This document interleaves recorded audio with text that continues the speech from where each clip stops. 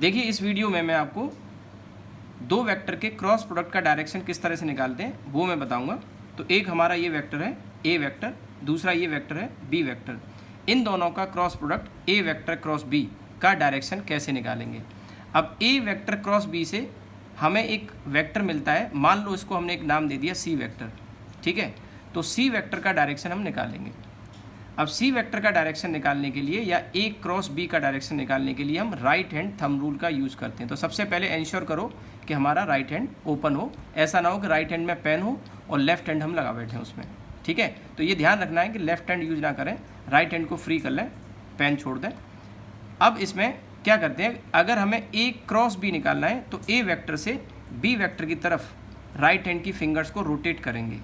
ये एरो आप देख रहे हैं ये वाला, तो राइट हैंड की फिंगर को ऐसे रोटेट करेंगे तो जो थंब है ये हमें ए वेक्टर क्रॉस बी यानी सी वेक्टर का डायरेक्शन बताएगा। यानी सी वेक्टर इस तरफ होगा, ऊपर की तरफ। फिलहाल ये हॉरिजॉन्टल प्लेन में ए और बी वेक्टर हैं, तो ए क्रॉस बी यानी C vector vertically upward direction में आएगा, थंब के डायरेक्शन में आएगा, ठीक है। यानी कि ए क्रॉस बी या उसे हम कहें सी वेक्टर, वो ए के भी परपेंडिकुलर है और बी वेक्टर के भी परपेंडिकुलर है, यानी इन दोनों के परपेंडिकुलर, यानी इस प्लेन के परपेंडिकुलर है जिस प्लेन में ए और बी वेक्टर लाई करते हैं। तो हमको जो रिजल्ट जो वेक्टर मिलेगा ए क्रॉस बी से, वो वेक्टर ए वेक्टर और बी दोनों के परपेंडिकुलर आएगा, राइट हैंड थंब रूल से परपेंडिकुलर टू दिस प्लेन। ये सी वेक्टर का डायरेक्शन हो गया। अब इसी तरह से अगर हमको बी क्रॉस ए निकालना हो तो बी से ए के डायरेक्शन में राइट हैंड की फिंगर्स को रोटेट करेंगे, बी से ए के डायरेक्शन में, ऐसे इस तरह से।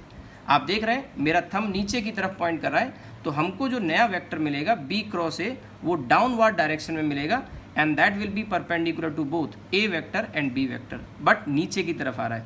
यानी इसका डायरेक्शन ए क्रॉस बी के अपोजिट है। ए क्रॉस बी ऊपर आया था, बी क्रॉस ए नीचे आया है। दोनों के मैग्नीट्यूड बराबर होते हैं, ए क्रॉस बी और बी क्रॉस ए के, ये हम पहले से जानते हैं। तो अगर A cross B C vector दे रहा है तो B cross A minus C vector देगा। इसका मतलब ये हुआ कि ए वेक्टर क्रॉस बी और बी वेक्टर क्रॉस ए दोनों एक दूसरे के नेगेटिव हैं, मैग्नीट्यूड बराबर है, डायरेक्शन अपोजिट है। आप इनको एंटी पैरेलल भी कह सकते हैं। ए क्रॉस बी ऊपर और बी क्रॉस ए नीचे। नीचे ऊपर हम जब प्लेन हॉरिजॉन्टल में ए और बी को लेंगे, अगर हम इस प्लेन का डायरेक्शन बदल देंगे तो उसके परपेंडिकुलर आएगा। पर जब भी हम निकालेंगे ए क्रॉस बी या बी क्रॉस ए, वो दोनों ए और बी वेक्टर दोनों के परपेंडिकुलर आएंगे, तो दोनों के डायरेक्शन एंटी पैरेलल होंगे।